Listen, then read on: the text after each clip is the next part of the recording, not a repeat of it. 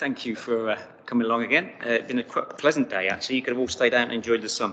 Before we get into the meeting proper, I'll just go back through the ground rules we went through last time very quickly, go through the new agenda, which some of you may have spotted that we had a meeting about as members of the committee, and then quick timings, and then we'll just get into the business of the meeting. So last time around, we all agreed that the idea of scrutiny, to give it some teeth, is to question the process, not just the answer, so that you actually start doing meaningful work. It's not a rerun of full council or cabinet. We all have that joy on a different meeting entirely. It's not party political, and our position, all of our positions on this committee, is to do the best for the island as a whole, because this is outside of the political arena. Keep your questions short and meaningful. Longer questions may require a written answer. I do like pointed statements, but grandstanding I will frown upon. Again, we've got a place for that, and it's called full council. We will have less cabinet members here tonight. I'll come on to that as the new agenda. But our job is to be critical of, but also supportive. So I expect robust question and robust answers as well. So with that, the new agenda, if you'll notice, we've taken out the cabinet agenda because we didn't want to rerun that. We agreed between us that that didn't seem sensible to try and pre-scrutinise cabinet decisions. But what we will do is we'll go back through previous decisions and pick on something and invite a cabinet member on to come and tell us how we've got on with that. We brought the forward plan further up the agenda because we think that is the most important bit of this committee, is actually understanding what we want to be on the forward plan. So we will have plenty of time around that to discuss it. So in terms of the timings, we're going to get through the minutes and declarations of interest, and I don't believe there's any public questions, probably in about 5 minutes. Progress update will be to note in any questions, so we'll give 10 minutes for that. The forward plan we might get excited about, but there's quite a lot of work, as Joe, Peter and Drew and Rodney and all the other members of the committee know. We're going to do a lot of work around that. Review of scrutiny year. Whilst I love the opportunity to be on mic, I won't take up much time of that, and that is for note. But then the big one is review of the commercialisation strategy, which will be an opportunity for Councillor Jarman to explain what the review looks like, how it's been refreshed, and for us to question in an appropriate manner that means we're moving forward. And that we're going to allow 30 to 40 minutes, but we appreciate it might take a little bit longer if it gets exciting. And then, as I'm not aware of any members' question times that are written, but we will again allow plenty of time for that at the end. So, everyone happy with the previous minutes? Speak now or for everyone. Do I need to propose the substitutes? Oh yes, and so welcome along Councillor Adams in for Councillor Medland, Councillor Critchinson in for Councillor Lilly, and Councillor Ellis in for Councillor Quirk. So you're my vice chair today. You should have been up here. Really, I feel very disappointed you're not. And apologies from Cameron Palin. So yes, do I need to propose in a second for the minutes? I think that they've accepted. You're accepted to the minutes. Excellent.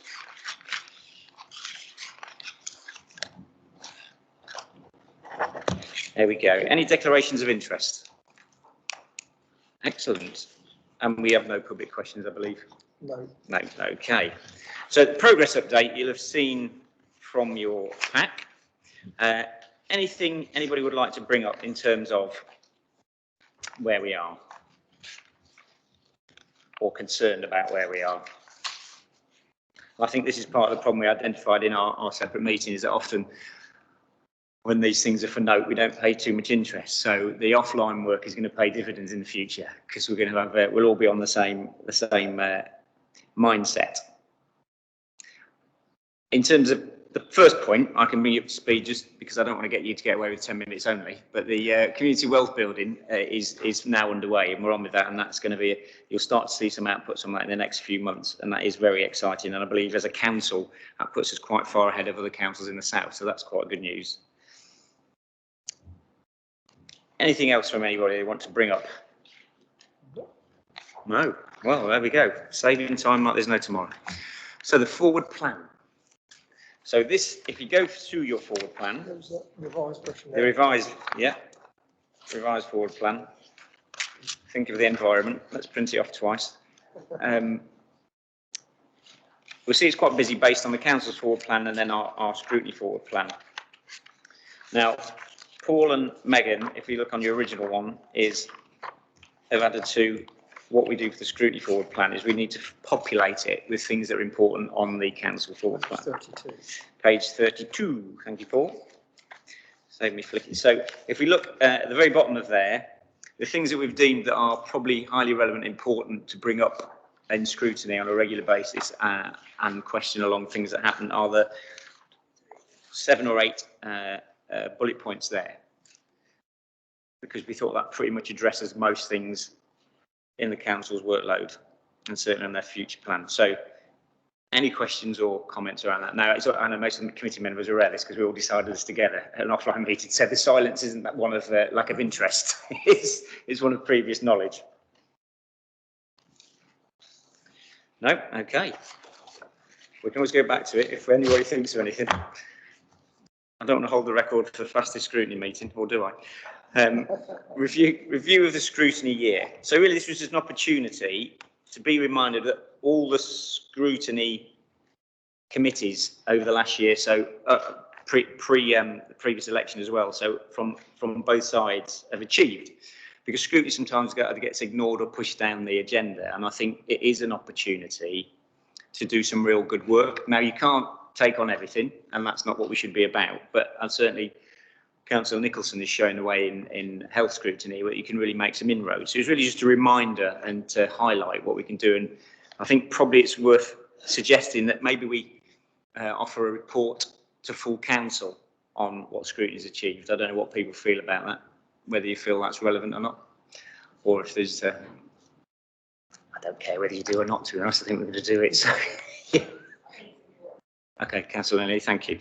So we can do that. So that might create some interest and discussion around that point. But is there anything more anybody wants to add in terms of scrutiny? Anything people, because a lot of the new faces around here have not been involved in scrutiny committees before. Anybody wants to ask or suggest or say? Councillor Spink. Thank you. I was going to ask this question under members' question time, but perhaps it's more appropriate to ask it under the forward plan, so moving back one stage, I'm afraid. And that is in relation to the Isle of Wight Council's forward plan. On page 5 is the Island Planning Strategy Cabinet meeting, and our meeting will be a couple of days before that. We still haven't received a formal and final, as it were, written response to the Task and Finish Group's report on the draft island planning strategy. We have received what was said to be an interim report on it, and which cited, as it were, some parts of the legal advice, but it was made clear that it was only an interim. If the decision is that that's the final report, then I'd ask for that to be declared as such. Alternatively, if there is to be a further written response, I would ask for that not less than 5 clear working days before our extraordinary meeting to consider it. And I would also ask for disclosure of the SILC's, the QC's legal advice. I think Paul will probably know, I think our corporate scrutiny, is that on the 12th? Which is the extraordinary meeting for yes, it's the 12th, yes. On the 12th. So whatever's 5 clear working days before that, if I would say if it sought to rely on a further response, please could we have that further written response and also the legal advice 5 clear days before, alternatively an indication 5 clear working days before that it's to be the interim report that you rely on, together then with the interim legal advice that was received, please. Councillor Fuller. Thank you very much for that, Councillor Spink. What I will do is we'll chase that response up from the planning office. With respect to the response from the QC, that will be part of the session on Friday afternoon. There is paperwork that has gone with that, that's come from the officers, which was circulated, I think, on Monday, or maybe last week from James Brewer, and that gave sort of like an overview of where the QC is coming from. I think one of the things, speaking to the planning team, is that because the next stage of the consultation is the discussion, the debate that we're going to be having with the planning inspector about the island plan, there is a view that a lot of the information that we've got legally from the QC, we want to keep our powder dry in a way. But I think there are some headline features, headline issues that was brought up within the consultation that has been relayed and will be relayed on Friday. That has been summarised and circulated to members in advance of Friday's briefing.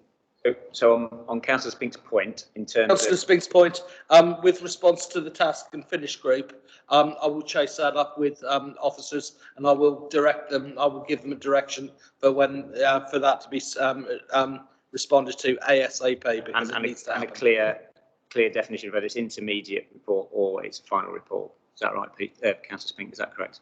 Yes, please. So not less than 5 clear days. 5 clear working days, sorry, before the 12th. And I think there is a distinction, if I may say, Councillor Fuller, between a briefing and a formal response to a task and finish group. And if you are relying on legal advice to bolster, as it were, a reason for not following a recommendation, which has been accepted by this committee, then you should disclose all relevant parts of any legal advice that you have, so that corporate scrutiny can evaluate A, whether the advice is as said, and B, whether there's anything in the advice which contradicts that.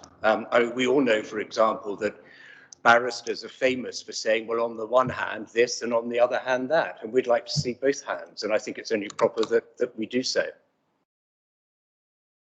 That is noted, Councillor Spink. Thank you. Do you undertake to do that? I would. If you wanted to put something, you know, what I don't want to do, Peter, is I don't want to misrepresent that very loaded question that you asked me. Can you send me an email? And that way we get all the points that you're raising answered, because otherwise, if I'm taking it back, I may miss 1 or 2 points, and I think it would be really useful if you could put that into a quick email, and I can make sure that that is answered in full for you. And if it's not answered in full, come back to me, and then we can do that level of scrutiny that may need to happen. Is that all right? I think that is the best way of dealing with it, because I could take it back to the officers, but there are a lot of things that you need a response to with respect to the task and finish outcomes. I think one of the other things that we also have to remember is that the consultation that we had on the island plan originally, we had more than 2,800 responses, and those were all received within the time frame of the consultation. We can't get back and deal with all of those responses. There are agencies, there are bodies across the island that again have got together, they've collated the views of their members, and they've come back to the council with those views as well. Again, officers aren't tasked to be able to respond to every single inquiry from every single organisation, but I certainly think from the perspective of the task and finish group, you deserve to have a full response, and that is what I will chase with.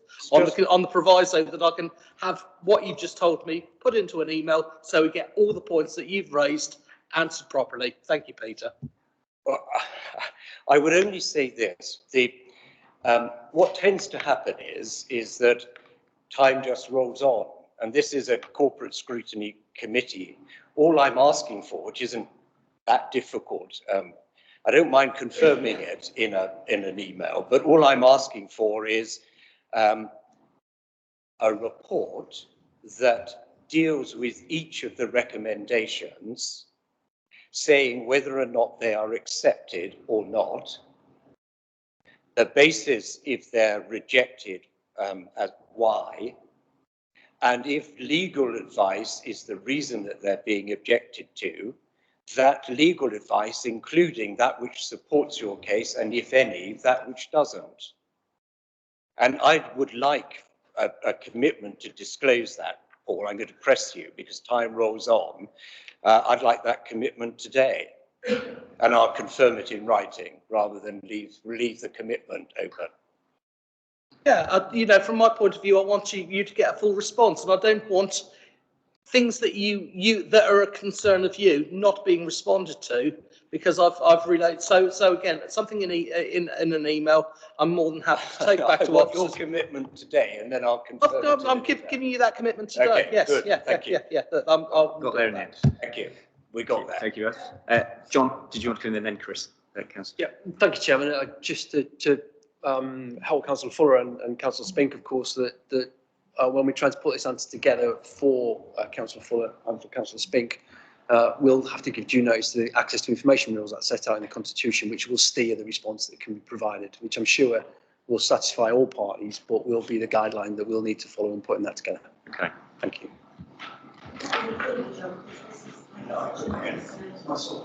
Yeah. That was keeping the roof inflated. Councillor Jarman. Hang on. Sorry, No, so repeat sorry. it. Just to repeat myself.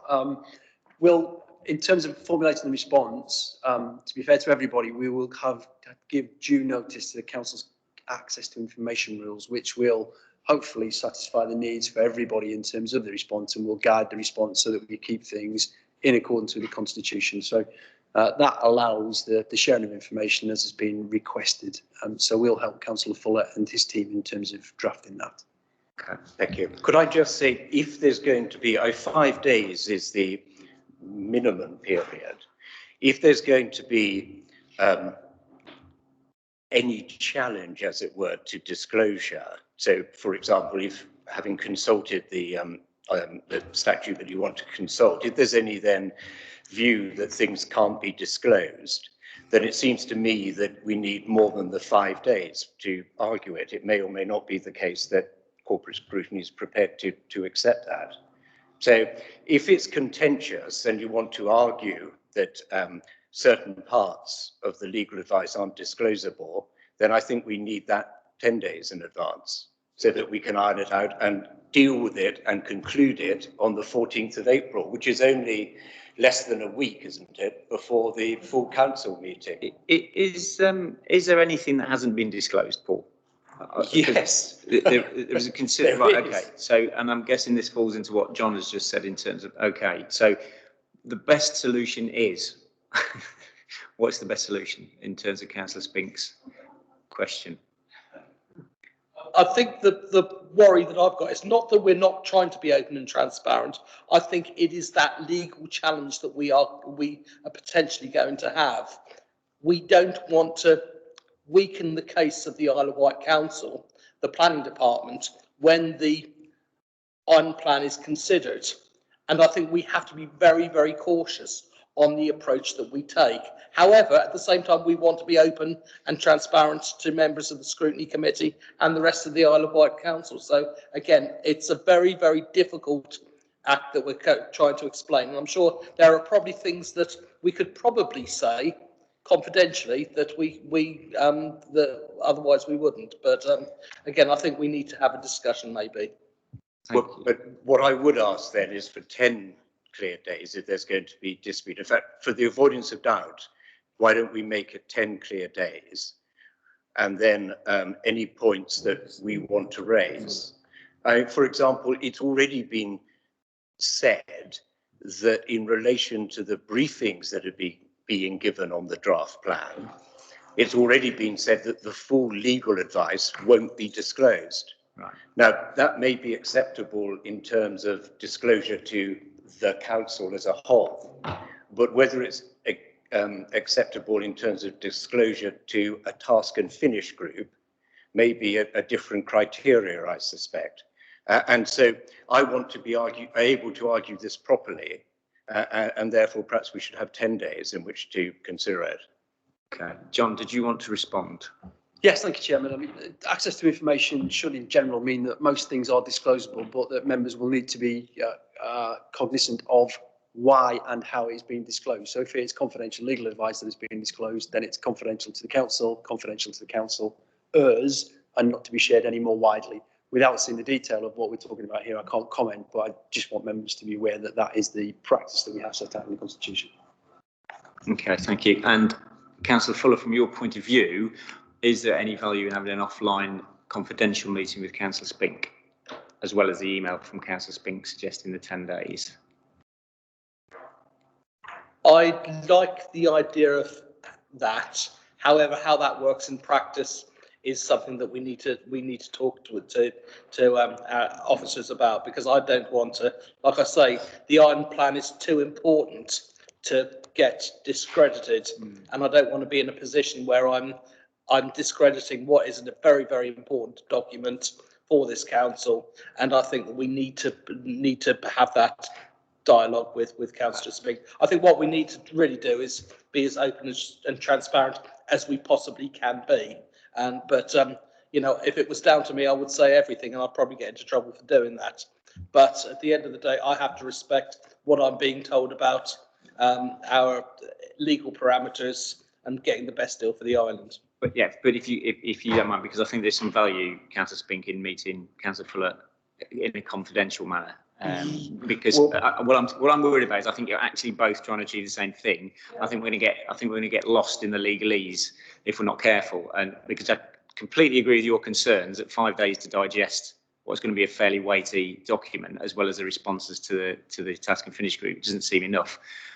But I don't want, Chair, to become that this meeting becomes taken over by this one point, but discussions, as it were, between the two of us, whilst I welcome those, it's not open and transparent, and it's not really what corporate scrutiny, if I may say so, is about. No. And for example, one matter in the task and finish group's recommendation, which is of importance, was that the summary of the last DIPS was misleading in the sense that it was so vague, it actually misrepresented the position.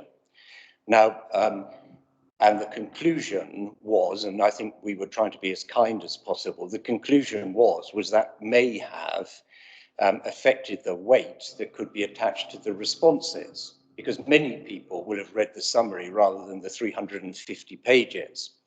Now, we've only had a very offhand response to that, if I may say so, saying, no, it was quite fair, and we're not obliged to give a summary in any event. Well, it is true that you're not obliged to give a summary, but if you give a summary, that summary has to be accurate. And I would like to see, for example, the QC who says, if there is such a QC who will say it, because I think it's highly dubious that any lawyer would say that that summary was fair. And there are important issues here. For example, I mean, if the summary isn't fair, we may have to go back, and this is not something that I want, and I've kept quiet about it, but because I don't necessarily want it, but it may be that it invalidates the Regulation 18 consultation. And as a scrutiny committee, we should be concerned about these things, not just whitewash it.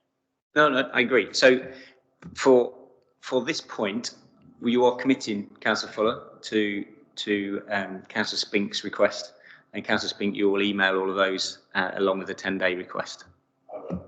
Thank you very much. Okay, any other points around? Luckily, the timings haven't slipped, but we're okay. Thank you. No, you're more than welcome. That's the whole point, Councillor Spink. Don't you dare be quiet. Yeah. Councillor Jarman. Yes, thank you, Chair. I was trying to be very patient there. Kind of you to let me speak. This may indeed be more of a question for Paul and for anybody on the committee itself. I did wonder whether our constitution would assist in defining notice periods for the delivery of material to a committee. But I find that our committee, our constitution, doesn't entertain such a thing as an extraordinary scrutiny committee. It does have an extraordinary full council, but it doesn't have an extraordinary scrutiny committee, and there is no process for calling such a meeting, or indeed an extraordinary cabinet, neither of which are defined as capable within our constitution. So I wonder if Paul could advise us on that point. If there is no regulation by which we can call it, how can it so be called? And how can we define under what criteria it would operate? The chairman has the power to call a special meeting of the committee. It's not an extraordinary meeting, it's a special meeting of the committee. Special meeting, Yeah. okay. All these meetings are special, Paul. Okay, anything else around like? Sorry, just to finish, would that therefore follow the normal disclosure and release of documentation in advance of the meeting as a special meeting? Yes. So that actually gives us the timetable for delivery of documentation for the meeting. I don't think we need to define anything special. We already have it within the constitution then. And I think that should answer all the questions. I'll leave that to Peter to see if that is sufficient. Via the chair, if I can ask, is that the minimum of 5 days notice that's specified?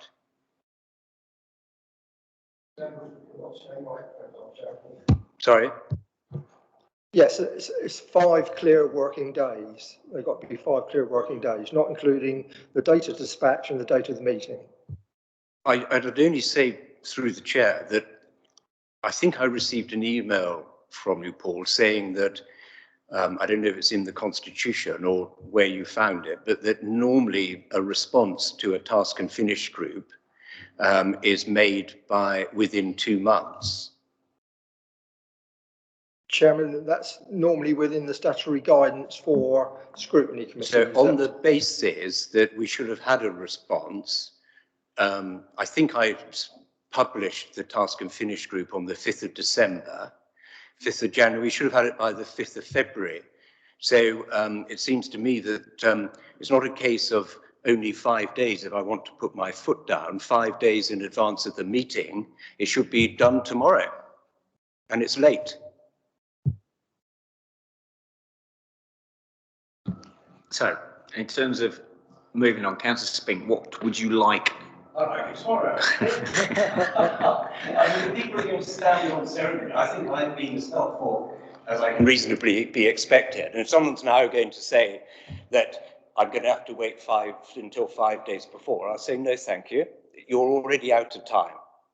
And indeed, if you don't serve it in time, we'll assume that all the recommendations are accepted. I think the point Councillor John was trying to make, don't let me put words into your mouth, Chris, was that if we asked for a special scrutiny meeting earlier, we'd get the information earlier. I think that was the point. I'm not sure it was, but in any event, the position is this, is that No. the response to the task and finish group is months out of time, and I don't see why my good nature should be prevailed upon. I'd like it, please. Councillor Luciani. When was the response actually supposed to be in? The task. I hope from Mr. Thistlewood that there's statutory guidance to say that it should be in within 2 months of the report. And from the best of my recollection, the report went live, as it were, in early December. So that's early January, early February. And if you want to make an allowance for Christmas, that's fine, but it's certainly due. My question was, when was the deadline for the report? For the report? Yeah. Well, that was extended for a number of reasons, but I mean, the report has been accepted. Okay. Yeah. Okay, so thank you. I think we'll move on because I think we are dangerous, as Councillor Spink says, of just going round and round in circles. So we do have some commitment there, and noted. Thank you very much. So on to the exciting part. Councillor Jarman. Have you finished with scrutiny yet? I'm finishing the scrutiny here now, Paul. Yeah, completely. Anything else on the year scrutiny before we move on? Anything anybody wants to pick up on? Okay, so commercialisation strategy. So what I would say on the outside of this, Councillor Jarman, is as we are a critical friend, don't feel it's all got to be good news. Feel free to give us much bad news and give indications of where the committee can help. We'd be more than happy to. Thank you. I'm very happy to do an introduction. I'm sure Wendy, who's leading much of the detail of the effort, will want to continue on from it. The rationale for this, first of all, to introduce that, is to make sure that this council operates on a very sound financial footing. We have a number of operations which are distinct from our core operations and not necessarily within our statutory remit as such. But we do want to make sure that whether they fall wholly within that or partially within that, that they do operate on a sound commercial footing. That's not to say that we're becoming outright capitalists in this regard, but we certainly want to make sure that we have a very sound economic basis for the way that we operate and the way that we manage and that we control both our expenses and our income. And longer term, of course, the goal is very much to drive income into this council so that we are less reliant on external investment into it, whether that be a decreasing amount of money provided by central government or by the intense dependency that we've had in the past on grants and indeed on loans. So driving income to the council is the primary goal here. And we do have a number of operations which are very successful. We have a number that we believe that can be more efficient. And we want to make sure that where efficiencies can be found, that we drive them that way. And indeed, within commercialisation, to make sure that we are operating those services which are best operated by the council. If there is a remit, or better case, for a service to be operated outside of the council, then that should also be considered. The final element here is we want to make sure that as we drive revenue, we have an opportunity to enhance some of the services that we provide. I think White Care is a good case in point. It's quite a sizable operation for the council now, and we have been effectively subsidising it for quite some time, taking money from elsewhere within the council, and one could argue that was coming from within adult social care, which is itself already stressed. White Care as an operation does need to be commercially driven, and it needs to operate in a sound way. There are, at the end of the day, external operators operating very similar services in the marketplace, some of them with more facilities. And looking at the whole business model associated with it, we need to be able to make determinations in terms of what is the best way for the populace of the island and for the council to operate that given service. So it's a new way of looking at the business of the council. Of course, it involves a different mindset, which is important. And I'm very pleased to note the comments which are in the report about enhanced training along business lines, which is coming for the officers of the enterprise. And I think that is something which will continue for quite some time as we continue to roll out that commercial element across the whole of local government here. I'm happy to take any questions on that, or perhaps I'm very sure Wendy would like to add something to it. She's hesitating already. Do you want to? No, I think the paper kind of sets out the outline of the approach that we've been working towards, refreshing our commercial strategy, very much taking on board the original task and finish group on commercialisation that emerged from the work that was done, was led by Councillor Lilly at the time, I think. It references the approach that we're taking in terms of community wealth building as being a key strand of the approach that we will take.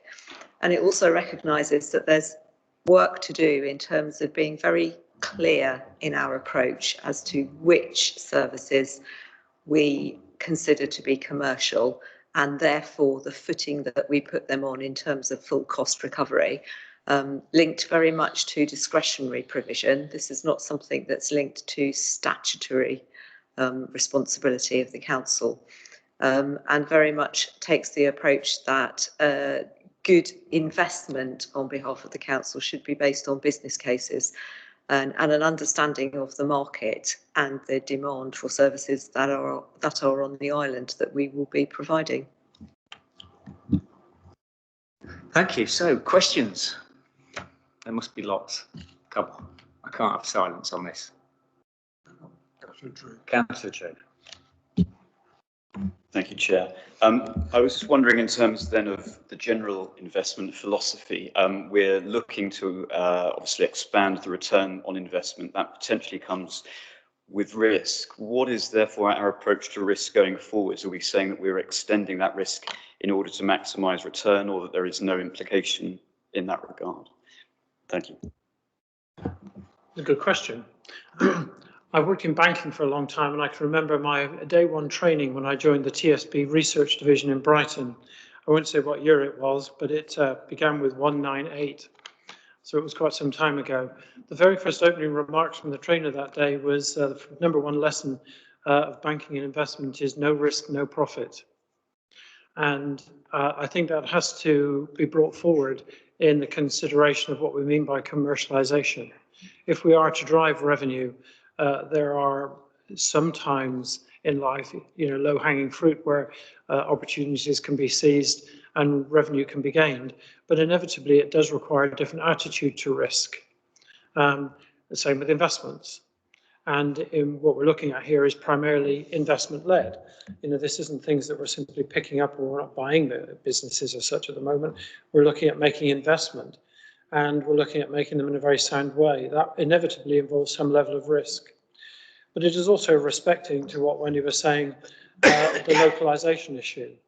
One of the classic models often described in local economics is the ripple effect, the so-called island pound in some of the discussions, whereby investing £1 in a local economy generates £7 of actual turnover as the ripples of that effect go throughout. We employ a business, the business employs somebody, they get paid, they spend it in a local shop, and you can see the magnifying effect that that brings. So risk is a fundamental pillar of our consideration going forward. Thank you. Further questions? Councillor Drew. Thank you, Councillor Jarman.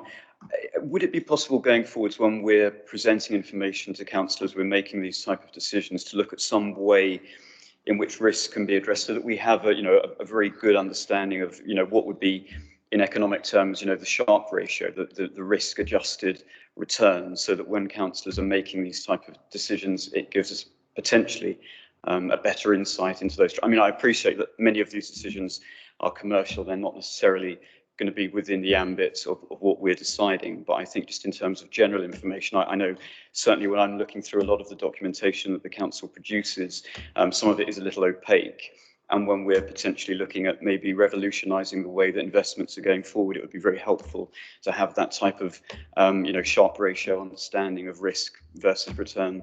The relative and absolute return would be very useful. Thank you. So I think the answer is yes. Quite. I'll do. No, that'll do. Take that. Thank you. Quite clearly, everything that we do will be based on will be a business proposition. So there will be a defined business case for everything that we do, and that business case will be professionally considered. Risk is an element of that, and I think it would be very sound to adopt a standardised way of presenting those risk models within a business proposition.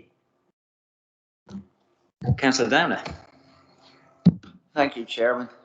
Now, don't know anything about banking or anything like that. I'm quite a humble person. The thing is, though, Councillor Jarman, who, when you're making these investments, assesses the amount of risk before investing? Thank you. The professionally trained officers of the organisation, coupled with the oversight of the elected representatives. Any further questions? Councillor Christensen. Thank you. Looking at the principles and values of this investment, and looking at long-term views and commitment to creating lifelong outcomes, etc., there's many of these values here. Could we look at some projects that would invest in our communities, with looking like at county farms and retrofitting for not-for-profit enterprises? Would they come under that remit, and areas which we could provide, gateways to different areas that would need that is coming in our future? So I think we're not looking to take on something here which is outside of the normal remit of the local authority. So we're not looking to get here into mineral extraction or to deep sea dredging or to fisheries. We are looking at things which are very much within our remit and very much to the benefit of islanders and island businesses. So that which you've named would come very firmly within that category as being a beneficial element that we could look at, for the island. It may be that we've got land from the council which is not suitable for one purpose, but is suitable for another one. And indeed, that similar remit is really an extension of what is already provided across the whole island in terms of using land, for example, for allotments. It's really a sort of a bigged up version of that scheme. I think second Councillor Christensen's idea is that county farms, or what at the moment seem like an abstract idea, are going to be a very big idea. And if we look at places like Norfolk County Council, they provide themselves a significant income from farmland. And on the moment of the world stage would imply that food security and land on the basis they don't make it anymore is probably not a bad idea, but we'll come back to that, myself and Claire. Any further questions before I start rattling on?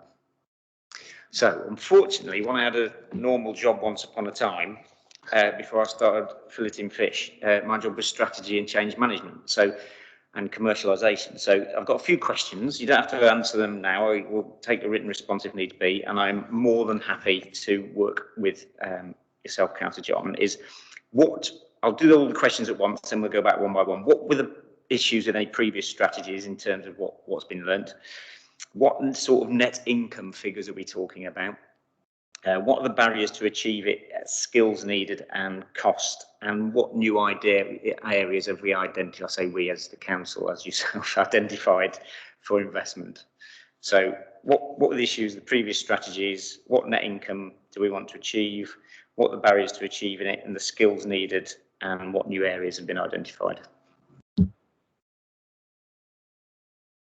Sorry, I'll kick off and Wendy might want to add some more as well.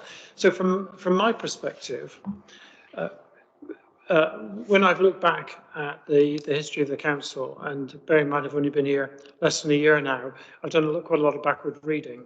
I have not found there to be a very commercial approach within the local authority. There have been, and I fully accept this, quite a number of fiscal challenges that the council has had to meet, and those have, in most cases, precluded the sorts of investment we're talking about. Where there have been commercial investments for return, specifically, the way that they've been looked at has been in a very narrow sense. So if we look at the very large amount of money that this council borrowed and invested in, 4 mainland enterprises, the very narrow focus of that was based on a certain percentage return on the money that was borrowed, and that very narrow focus was in the end, together with external recommendations from Portsmouth, etc., what led us to investing all of that money off the island. The consideration of a local economy, of a local pound, was almost completely, it would seem, ignored from those calculations. And bringing forward that element has to be a major part of our consideration going forward. I don't think when we look at these opportunities, we're going to have a specific narrow focus as there was before. We don't want that. We want to be opportunistic at it. So we want to have opportunities and business cases coming forward and to encourage this, not simply as a brainstorming exercise where we get 50 a month, but where we do get quality ones coming forward that we can evaluate. And that doesn't mean they have to meet a very specific criteria of a 2% return or something, because when we look at that broader ripple effect, it may be that we can find something which is of enormous benefit to the islanders and perhaps a more modest return that we as a council might find more favourable. So we don't want to blinker ourselves either to the opportunities that would be brought forward or necessarily to very, very strict criteria by which we would evaluate them. I think we'll be very rigorous with that process.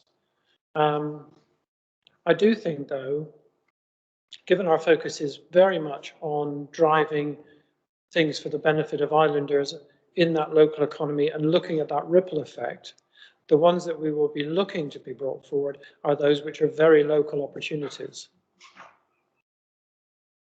Okay, so net income figure, barriers to achieving it, skills needed, and what new areas identified. I guess it could be Wendy or yourself. It doesn't have to be you, Councillor John. Well, the new skills I think we talked about already, as did Wendy. It's about having a commercial aspect to our thinking. And that's not necessarily something that we can all simply pick up a book, read and apply. It's something which is learned through a business background. And I can imagine that as time goes on, The training which has been talked about in the paper will be beneficial, but I can also imagine that we will want to make sure that we have that degree of talent acquired within the local authority to be able to put that into effect. I think the good news is we have quite a lot of people who already have a lot of that skill. We've got people who already run businesses, and in fact, a very large number of the 39 councillors who are here today looking to take advantage of all of their skill sets. A lot of them, come from a business-led background. As Councillor Downer said, not all from banking and investment, happily, but many of them have been involved in businesses on the island, profitable businesses for quite some time. So there is a sizable skill set here, and we have to be open to using that skill set wherever it's available. Okay, and do you have a net income figure?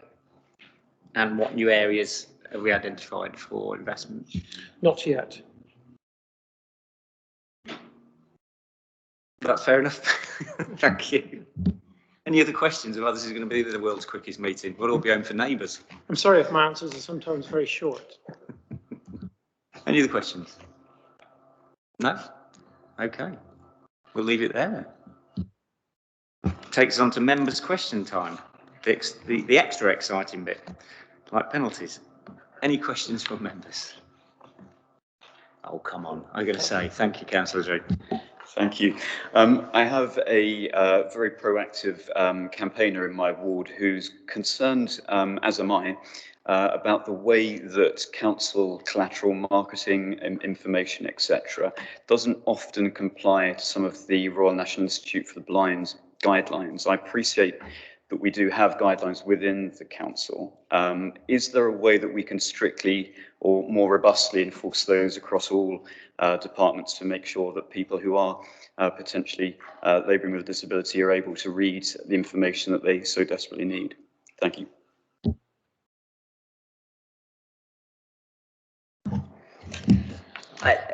At risk of sounding like Councillor Jarman, in short, the answer is yes, we can. We do have a very strong emphasis on availability of marketing collateral and policy documents and other documents of the council in any case. We accept that there is still work to do, and part of our digital accessibility journey is making sure that everything we do, whether it's digital or generally available in paper, is something that is very much more accessible to as many people in our community as possible. We do, of course, work with Age UK and the Age UK Age Friendly project as well, in terms of ensuring that where we can, we make things available. But there is still work to do. I accept that, Councillor Drew.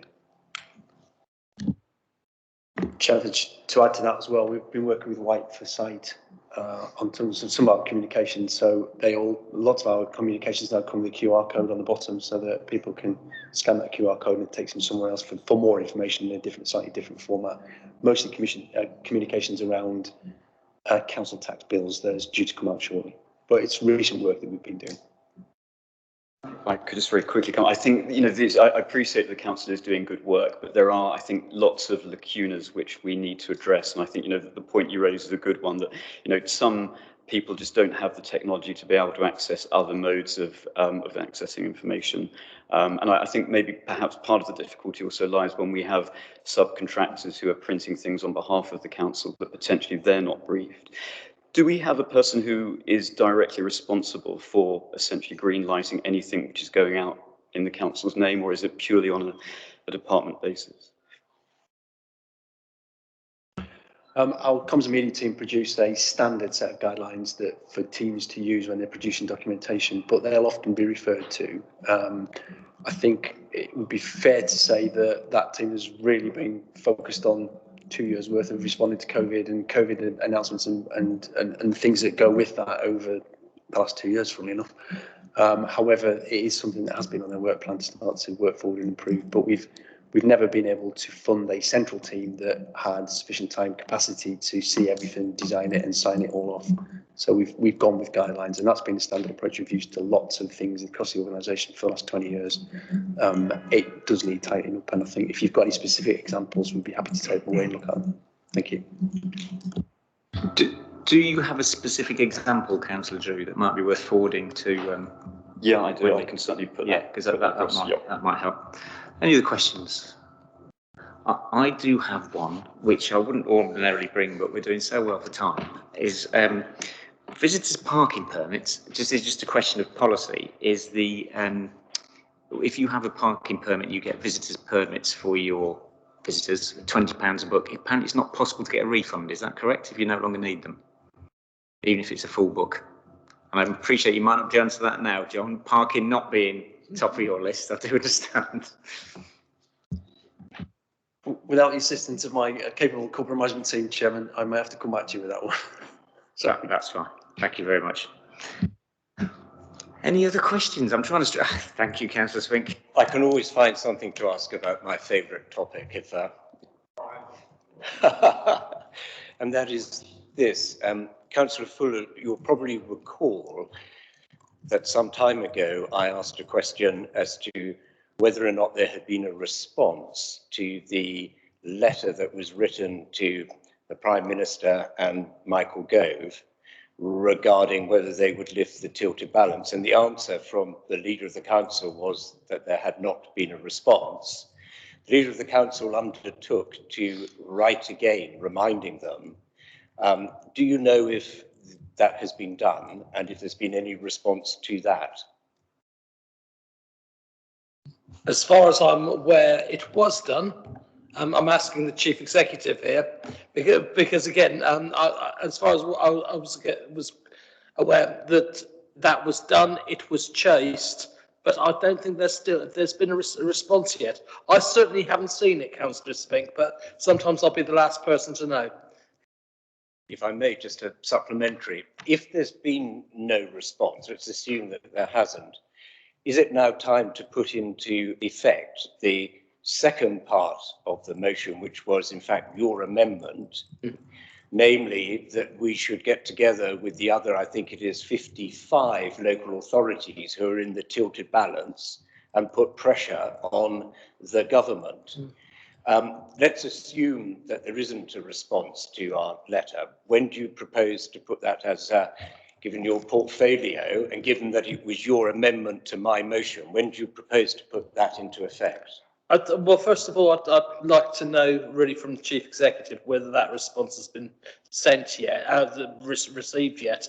Because it was a motion from full council, I didn't have the same ownership over that motion to full council. That was a full motion from full council. I did ask to be in receipt of that response when it came in, but as far as I'm concerned, that hasn't happened. The question about working with other authorities, yes, I'm totally in support of that. I was talking to the MP the other day when I came over to your neck of the woods, and I had a really good conversation with him about where we're going with the Planning Act. At the moment, we've been waiting for the Planning Act to sort of like appear for several months, and it seems as though that's been derailed slightly. So when we do get some response, I'm hoping to meet with the MP to furnish me with what he knows about that. But again, that may have some impact upon the tilted balance. It may have some impact upon the advisory figures that are being discussed with housing figures as well, which is something else I know that the MP was working with. Again, I'm looking forward to having that conversation, but no, I know nothing further unless the Chief Executive does. Thank you. An extra supplementary. Councillor Fuller, with respect, you haven't answered the question. You've answered other questions which I didn't ask, but when will you put into practice the second part of the motion which you put forward? And do you accept that it's your responsibility to drive this, not to have conversations with our MP? You're the portfolio holder. You put forward the amendment. You should be driving this. Absolutely, but at this, well, will you drive it at the end of the day, the issue that we have within the council, within our own plan, is that we are also waiting for national government guidance within the Planning Act as well. And I think that is very, very imperative in a lot of the work that we are doing. Again, the guidance that is coming from government, a lot of the information that the Task and Finish group supported gave us was very much focused on a lot of the views of the MP and a lot of the information and consultation that the MP was undertaking as well. So it's important to keep that dialogue going with the MP. Yes, I will follow it through, but I need to know where we are going with the government ministers, because again, that a lot of what I am trying to do is lobby government ministers about what their futures, what their aspirations are with planning, because we need to make sure that that is consistent with our island plan. And that is why I need to have these conversations with our MP, because at the end of the day, me and the MP should be working together on a better deal for the island.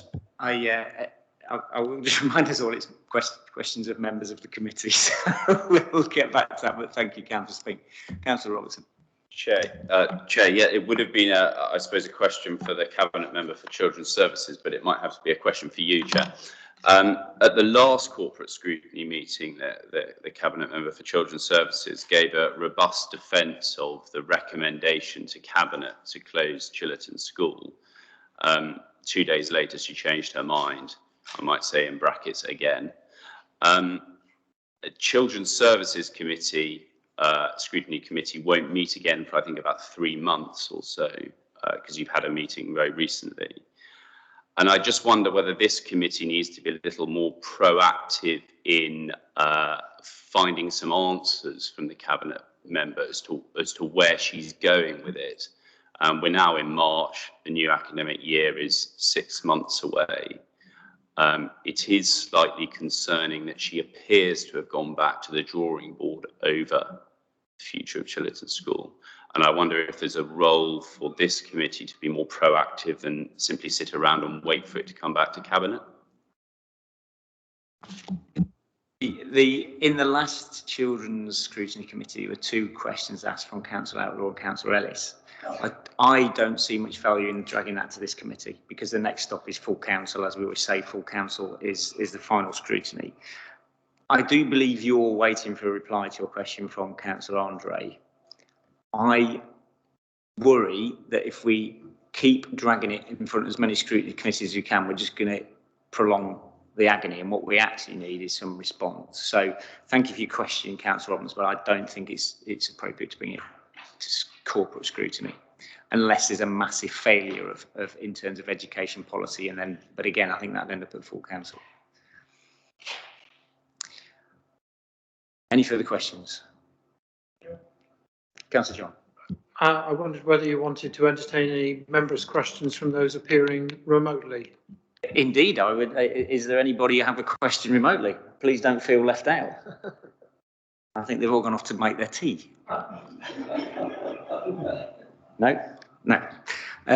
Good try, Councillor John. I think everyone's worried about getting home early. Everybody's partners are going to ask why they're home so early. So, yeah, pubs are open if anybody. So, if there's no further questions, all is to thank you all for your attendance. Thank you to the committee members, and thank you for the pre-meeting we had, as ever. Thank you for the substitutes. And thank you, members of the Cabinet and members of the press who turn up no matter how long the meeting lasts. You're still here. And thank you too as well, to my democratic service.